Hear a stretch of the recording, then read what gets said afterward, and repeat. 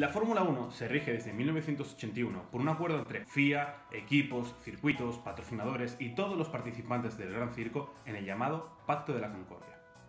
La idea de estos pactos es aumentar el profesionalismo de la Fórmula 1 y poder sacar mejores acuerdos comerciales sobre la misma. Aquí se incluye todo. Todo, desde el acuerdo con patrocinadores, cómo tiene que ser un contrato de un piloto, las obligaciones y los derechos de los equipos, absolutamente todo. Hasta ahora hemos tenido 7 pactos de la Concordia. 1981, 87, 92, 97, 98, 2009 y el de 2013, que es el actual y vigente que durará hasta 2020 y por lo que parece podría ser el último. Ahora hablaremos de ello, pero cabe recordar que en estos pactos ningún aficionado ni periodista, sí, los que hacemos que el acuerdo comercial tenga valor, puede tener acceso a ellos, es totalmente secreto. Este extremo secretismo se rompió en 1997, que si se fijan en la lista que he dicho antes, todos los periodos entre pactos son entre 6 y 8 años, y el de 97 solo dura una temporada, porque el periodista deportivo Forrest Bond publicó en internet las 120 páginas que componían este Acuerdo de la Concordia, y que pueden encontrarlo ahora mismo en internet si lo buscan. Es el único pacto de la Concordia que es público. Pues bien, los últimos días han salido muchas noticias sobre la intención de Liberty Media, que son los nuevos propietarios de la Fórmula 1, que quieren deshacerse de este infame Pacto de la Concordia para dar paso a una especie de acuerdo con los equipos que estaría muy basado o inspirado en la Constitución de los Estados Unidos. O lo que es lo mismo, en palabras del CEO de la Fórmula 1, Chase Carey, lo que buscan en Liberty es americanizar la cultura europea de la Fórmula 1. Una constitución, según la RAE, es una ley fundamentada en un Estado que tiene un rango superior al resto de leyes y donde se rigen los derechos y libertades de los ciudadanos y delimita así los poderes e instituciones de la organización política. Lo que busca Liberty, según dice Carey, es un acuerdo a más largo plazo que los 6-8 años que dura un Pacto de la Concordia, porque creen ellos que los equipos están más centrados en ver qué pueden sacar del próximo pacto, cada 6-8 años, más que en la competición en sí misma. Y Carey dice que una constitución a más largo plazo que esos 8 años permitiría un beneficio mayor para todas las partes que componen la Fórmula 1. La teoría es muy bonita, pero ¿qué representaría realmente una constitución al estilo estadounidense aplicada a la Fórmula 1? La Constitución de Estados Unidos fue posible gracias al voto de 39 de los 55 representantes, que se citaron en marzo de 1789 en la Convención de Filadelfia. Fue una convención extraña, porque el 50% de los que votaron de aquellos representantes habían ido a la universidad, algo que en ese momento en Estados Unidos solo hacía el 0,1% de la población, así como dato curioso. La creación original de los puntos de la Constitución estadounidense fue un 21 de junio de 1787, aunque la fecha oficial de publicación es de marzo de 1789.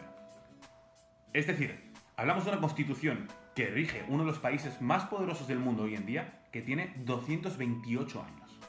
Algo ha cambiado en las sociedades del siglo XVIII, o al menos debería, así que quizá alguna de esas normas de la Constitución nos parecerían fuera de sitio, pero esa sigue siendo la línea básica, digamos, la inspiración que podría tener Liberty Media al hacer la Constitución de Fórmula 1 en el año 2020. Hablamos de que uno de los pilares básicos de esa primera Constitución de Estados Unidos es que dar una democracia directa hacia las clases bajas podría atentar contra los intereses generales y la propiedad privada. Además, se habla de no tener una democracia directa, sino basada en un sistema de representantes. Los estados tenían más o menos representantes, o votos, o peso en la votación general, en definitiva, según la riqueza y la población.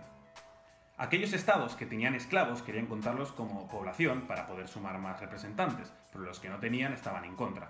Al final, se dictaminó que la población de un estado se contaría entre las personas blancas y 3/5 partes del resto de personas, porque ellos nunca usaron la palabra esclavos.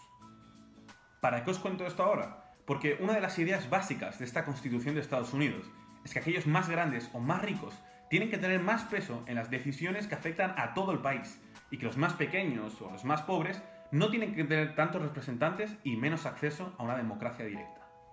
9 de los 13 estados originales acordaron los Federalist Papers, que son 85 puntos donde dicen firmemente que un gran y poderoso órgano de gobierno no amenaza bajo ningún concepto la libertad individual de las personas. A raíz de esto nacieron los movimientos antifederalistas, con manifestaciones de intelectuales como el escritor James Winthrop, que decía que con estas normas Estados Unidos se convertía en un imperio, y que ningún imperio, hacía referencia al británico o al romano, puede dirigirse con principios republicanos. Esto es importante porque son claves o ideas que Liberty tiene o podría tener para crear una constitución en la Fórmula 1. Es evidente que aún no sabemos las claves para este proyecto de Liberty, pero sí que podemos saber las ideas donde basarán su proyecto en esta constitución de Fórmula 1. Hablamos de que Kerry dice que un periodo de 8 años es demasiado corto y que quiere un acuerdo a mucho más largo plazo. Es decir, que el acuerdo de la Constitución de 2020 podría durar fácilmente hasta el año 2035 o 2040. En estos 15 o 20 años, hablamos de que los equipos pequeños tendrán menos acceso a la democracia directa y tendrán menos peso de su voto en las decisiones sobre futuro que afecten a toda la Fórmula 1. No tiene por qué ser así, pero si Liberty sigue con las ideas básicas de la Constitución original de Estados Unidos, decimos que equipos como, sobre todo Ferrari, aunque también Mercedes y Red Bull, por ejemplo, tendrán mucho más peso en las decisiones de futuro, como acuerdos comerciales, calendario, normativa, patrocinadores, etc., que otros más pequeños, como podría ser Sauber, por ejemplo. Es decir, estaríamos creando una brecha aún mayor entre los equipos grandes y los pequeños, como si los 400 millones de euros de diferencia entre el presupuesto de Mercedes y Sauber en este 2017 no fuesen suficiente ya. ¿Cuál es la motivación entonces para los equipos pequeños de seguir luchando para ascender en la Fórmula 1?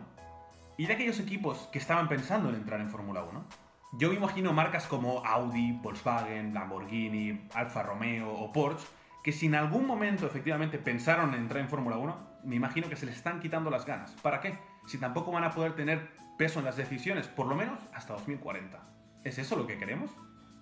Repito, no tiene por qué ser así, y todavía quedan 2 años y medio hasta que veamos si efectivamente se crea una nueva constitución o se siguen con el Pacto de la Concordia.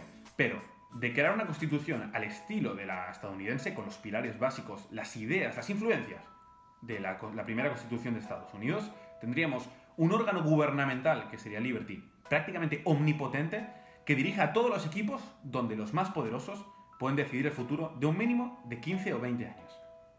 Eso suena, como mínimo, muy peligroso.